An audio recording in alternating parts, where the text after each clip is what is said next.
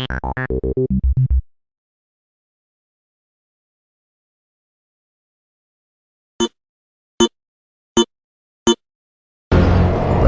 TV.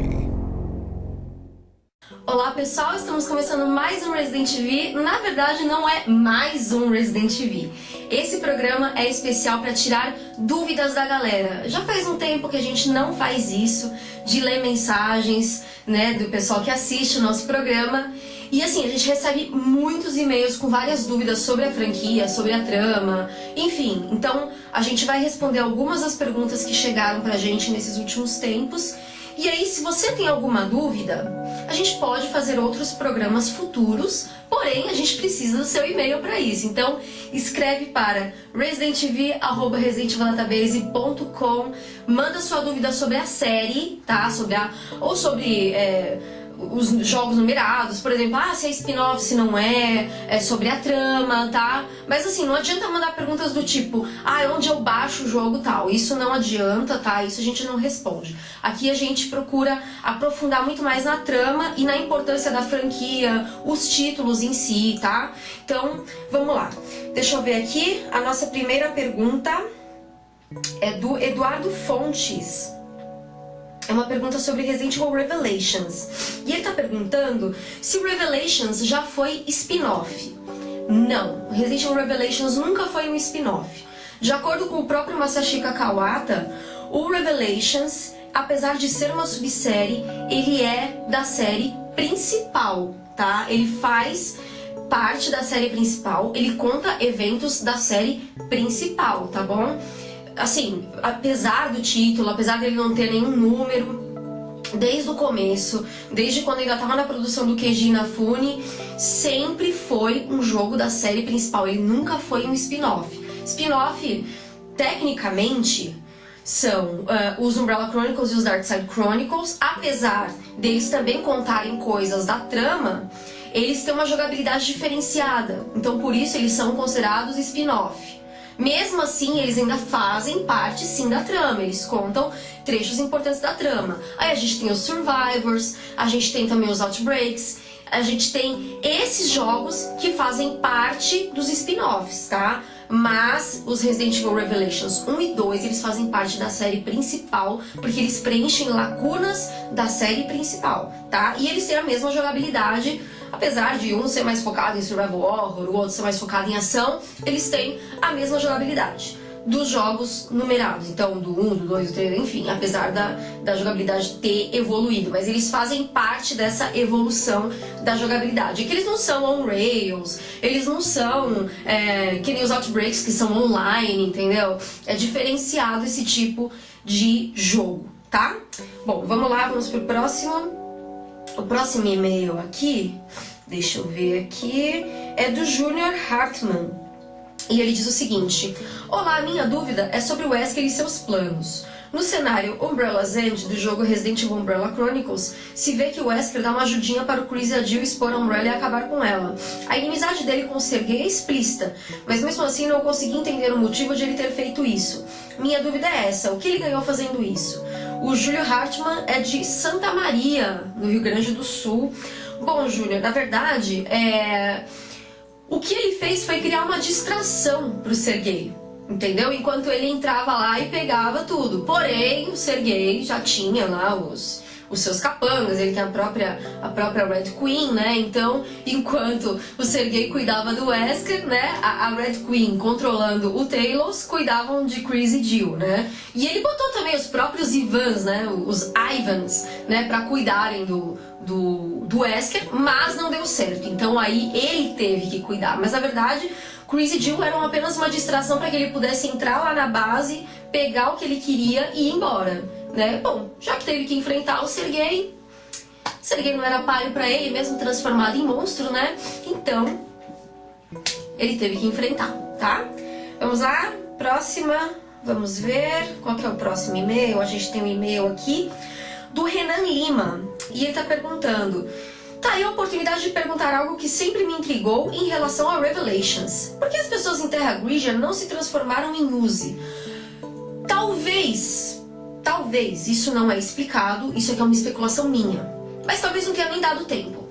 tá? Porque como a cidade foi destruída pelo Regia Solis, então talvez não tenha dado tempo. Porém, a gente vê aquelas massas, né? Aquelas massas grotescas, né? Que são aqueles monstros com aquela boca, né? Parece umas batatas, né? Aqueles bichos esquisitos, né? Aquelas massas gosmentas, né?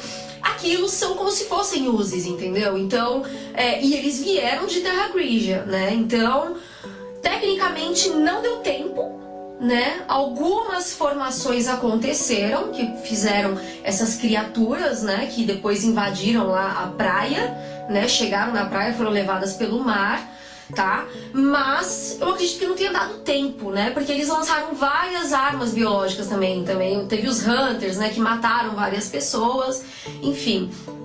E pouco depois a FBC já agiu, até porque sabia de tudo que estava acontecendo, né? Porque tinha sido um plano do Lansdale, né? Em parceria com o Jack Norman, né? Com a Veltro, para ele poder mostrar que a FBC era importante para o mundo e precisava de mais verba e precisava aumentar o seu poder e a sua influência, e que eram necessários homens como ele e forças como a FBC.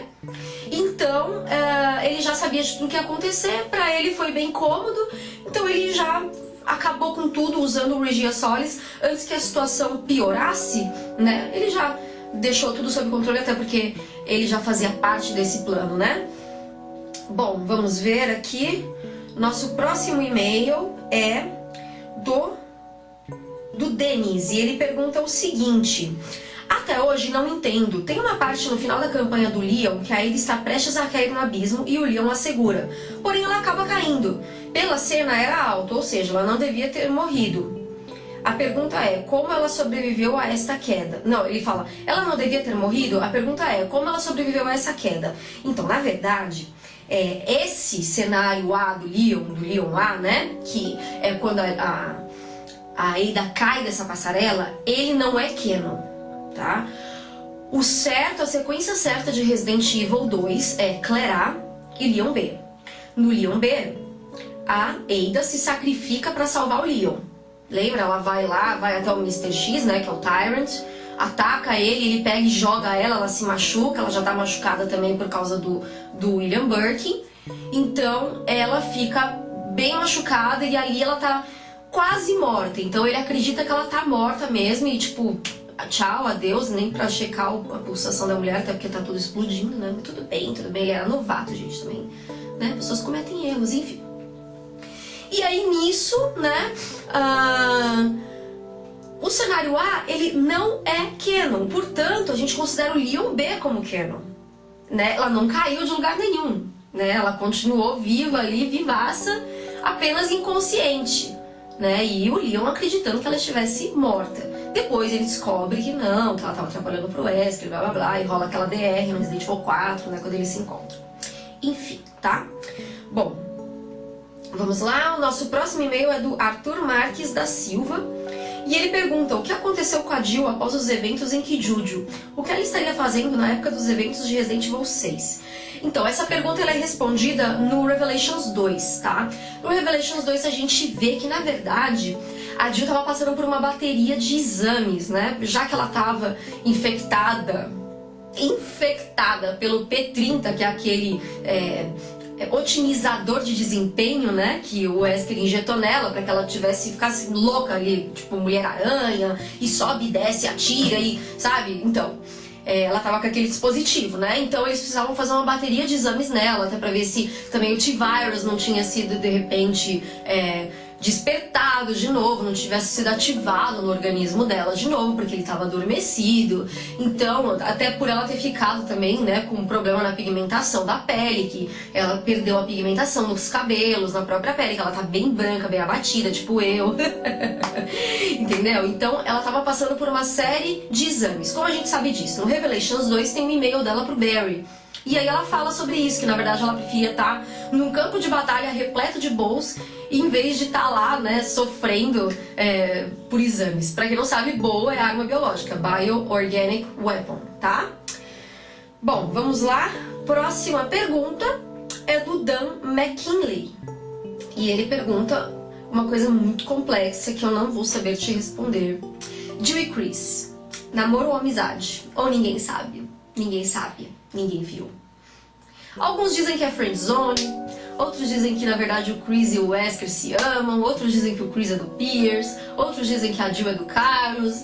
Enfim, eu acho que na verdade os dois pertencem à BSAA e à luta contra o bioterrorismo. Eles sabem que é um negócio arriscado, é uma luta perigosa, então eles preferem não se arriscar num relacionamento. E a gente sabe, né? Resident Evil 1 rolava aquela coisa, tanto que a S.J. Perry pega, foca nisso, né? No finalzinho do livro lá do Conspiração Umbrella. Ela fala, né, que rolou um climinha ali. E apesar dos livros serem side story, né, serem, digamos assim, serem só produtos licenciados, não serem canon, uma boa parte das informações que ela recebeu de background foram da própria Capcom. Porém, a gente não sabe até onde, né? Então, mas dava pra montar ali um esqueminha, né? Mas enfim, talvez depois disso, né? Depois de tudo que eles passaram na mansão, a coisa miou de vez, né? E eles resolveram ficar só na amizade e no casamento com a BSAA aí, pra eles poderem focar na luta contra o bioterrorismo. Eles são extremamente focados, pode ver que qualquer jogo, não é que nem o Leon, que tipo, apareceu a Ada, pronto, o Leon ficou trouxa, entendeu? O Leon assumiu o papel de trouxa dele, não. Desculpem os fãs do Leon, gente, é uma brincadeira, pelo amor de Deus, não briguem comigo, tá? É só brincadeirinha. Gente, sejam mais bem-humorados, tá?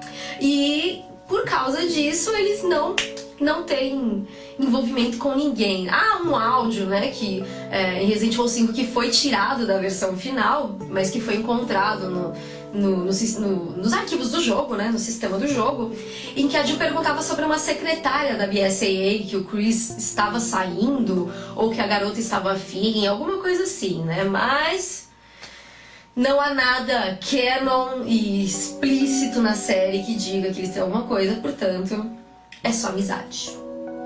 Para a minha tristeza, ok? A gente ainda é só uma pessoa que acredita no amor, né? O amor move montanhas ou não. Bom, vamos lá. Próximo e-mail aqui é do Leonardo Azevedo.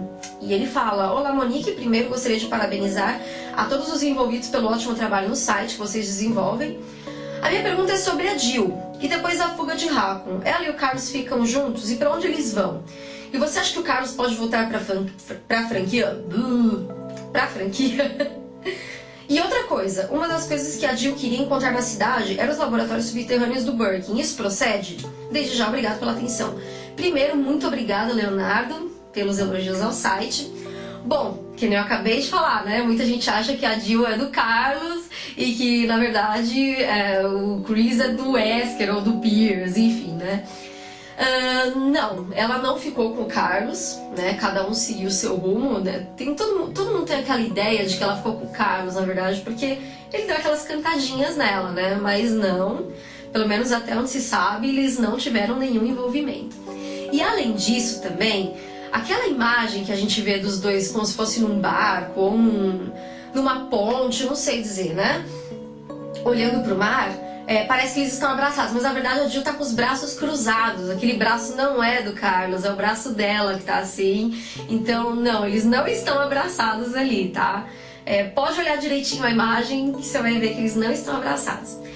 Sobre o Carlos voltar pra franquia, eu acho difícil, porque ele era um cara com um passado meio complicado, meio condenável, porque todos os mercenários da Umbrella eram ex-presos, ex-criminosos, né, que deviam para a sociedade, e que a Umbrella pega esses caras justamente porque eles não têm mais perspectiva de vida, então bota eles ali para lutar, pelo menos. Se sobreviver, ótimo, tá no lucro. Se não, ele ia pra cadeia de qualquer forma, de repente até pra uma pena de morte. Então o cara tá à mercê, entendeu? Então pra ele tanto faz como tanto fez, ele tá condenado do mesmo jeito, ele tá ferrado do mesmo jeito, mas com uma chance a mais de sobreviver, né? Enfim, mas a taxa de mortalidade da UBCS sempre foi alta e tudo. Sobre a Jill encontrar os laboratórios, querer encontrar os laboratórios do Birkin, sim, isso procede. O Chris passou a informação para ela da possível existência de um laboratório subterrâneo em Raccoon. Então ele foi para a Europa, o Barry estava no Canadá e a Jill fica em Raccoon para poder investigar. Porém, aconteceu tudo aquilo que acontece, né, do vírus vazar, todo mundo se transformar em zumbi, né, da epidemia, dar o surto lá do T-Virus. E aí ela não consegue investigar nada e ela fica, na verdade, pra fugir da cidade, né? A única coisa que ela pode fazer é fugir, corram pelas suas vidas, run for the hills, né? Bom, vamos lá. Run to the hills, run for your lives. Pronto, antes que me corrija. Vamos lá, o próximo e-mail é da Daiane Rodrigues. Ela pergunta: eu queria muito entender por que a Jill não foi citada em Resident Evil 6, ainda mais com o Chris tendo aquela crise. Fiquei pensando que ele não queria ser visto daquele jeito por ninguém. Por isso deve ter feito de tudo pra ela não encontrá-lo. Mesmo assim fiquei preocupado. O que será que aconteceu com a Jill depois de Resident Evil 5? Isso a gente já respondeu, né? Minha outra pergunta é sobre a aparência dela. Será que no próximo game ela vai aparecer loira? Gosto muito mais dela morena. Apesar da explicação que teve sobre isso, não gostei. Pareceu até que a Capcom quis transformar a Jill em outra personagem. Então, Daiane, na verdade não se sabe. Não se sabe se o efeito do P30 e dela ter ficado naquele soro criogênico foram permanentes ou se eles são provisórios e depois ela ter deixado de ser exposta ao P30 e ter sido retirado do soro criogênico, se aquilo voltava, tá? Isso a gente só vai saber em um futuro jogo e seja qual for a explicação deles, a gente vai ter que aceitar, porque, né? Então... Bom, vamos lá. Próxima pergunta aqui é do Eduardo Vieira Fontes. Ele fala: olá, Monique, parabéns pelo programa sobre Jill Valentine, foi minha personagem favorita na série. Gostaria de saber a sua opinião sobre os betas de Resident Evil 4. Será que se fosse lançada essa versão do que seria o Resident Evil 4, será que faria sucesso? Será que faria sucesso maior do que Resident Evil 4 foi? E a próxima pergunta: se reaproveitassem algo dessas versões, será que renderiam ou até faria sucesso? Sei que essas versões fugiriam muito do que é Resident Evil, mas quem sabe pudessem dar um destino diferente pra série. Valeu, abraço. Bom, Eduardo, olha, isso já é um pouco mais complicado. Eu acho que eu li 2 perguntas suas, né? Enfim, que bom, é sinal de que você nos assiste aqui, né? Bom, sobre o beta do Resident Evil 4, eu acredito que qualquer versão que eles tivessem lançado faria sucesso. Porém, como esse Resident Evil 4, essa fórmula foi muito bem sucedida e foi uma boa sacada da Capcom. Então, eu acredito que faria sucesso, mas talvez não fizesse tanto sucesso. E a gente também não tem muita informação sobre essas versões de Resident Evil 4, né? Porque elas nunca vazaram. Então fica um pouco difícil pra gente dizer se seria bom, se seria ruim. Eu ia gostar muito daquela versão da névoa, né, em que o Leon está infectado e ele entra num castelo da Umbrella pra procurar a cura, enfim. Eu gostei muito daquela versão, mais do que a das bonecas rindo. Aquilo eu já não curti muito, apesar de ser assustador e tudo. Mas os efeitos do vírus, teria que ser um vírus novo que causa alucinações, porque até onde a gente sabe, o T-Virus não causa alucinações, né? Ele causa, assim, a pessoa fica febril, então ela tem algumas perdas de consciência, mas ela tá ali febril, então, né, isso é normal quando você tá com uma febre muito alta, isso com qualquer infecção, até numa dor de garganta, se você tiver 40 graus de febre, você pode chegar a alucinar, mas aí você tá tão debilitado que você tá deitado numa cama, você não tá indo atrás de uma cura, entendeu? Então, o efeito do T-Virus é muito diferente disso, né, que eles colocam, então, eu preferiria a versão da névoa do que a do Homem do Gancho, tá? Mas mesmo assim a gente nunca saberia mesmo. E como tem pouca informação sobre os betas de Resident Evil 4, porque tem pouca informação sobre os betas do Resident Evil 4, tá? As poucas informações que tem, não dá pra gente dizer se seria mais bem sucedido ou não. Até porque Resident Evil 4 teve, parece que 3 versões antes da versão definitiva, né? Teve uma que a gente não chegou nem a ver, né? Enfim. E ele virou Devil May Cry, então de certa forma, né? Foi bem sucedido, né? Porque de um jogo saíram 2, Resident Evil 4 e o Devil May Cry, que também é uma franquia renomada da Capcom.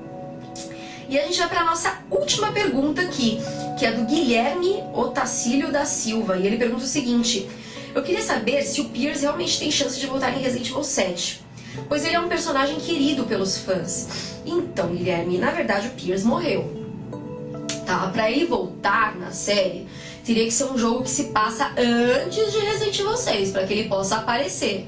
Por exemplo, Revelations 2 tem um e-mail dele pra Claire, tá? É uma menção honrosa, mas é uma menção. É legal, né? É o tipo de informação legal. Então, assim, de repente, num Revelations futuro ou num jogo futuro aí, talvez ele possa aparecer. Mas esse jogo tem que ser antes de Resident Evil 6, porque ele realmente morreu, ou pelo menos isso foi dado 100% a entender, assim como o Wesker, tá? Tá? Beleza? Estamos acertados?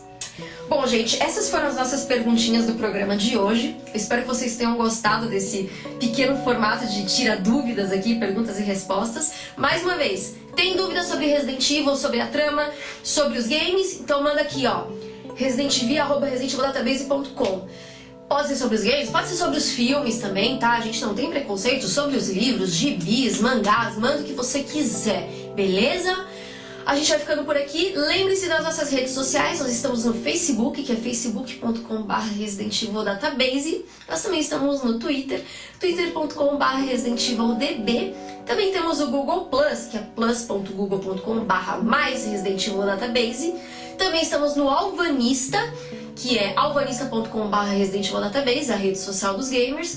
Também estamos no Instagram, que é instagram.com/residentivildatabase. E o nosso canal no YouTube, youtube.com/residentivilrdb. Provavelmente é onde você está assistindo o nosso programa agora, ou pelo próprio site, né, lá no embed do site. Enfim, deixa aí o seu comentário, deixe seu joinha, compartilhe com os amigos o vídeo e eu espero que vocês tenham gostado. Eu vou ficando por aqui, um beijão pra todo mundo, até a próxima e tchau!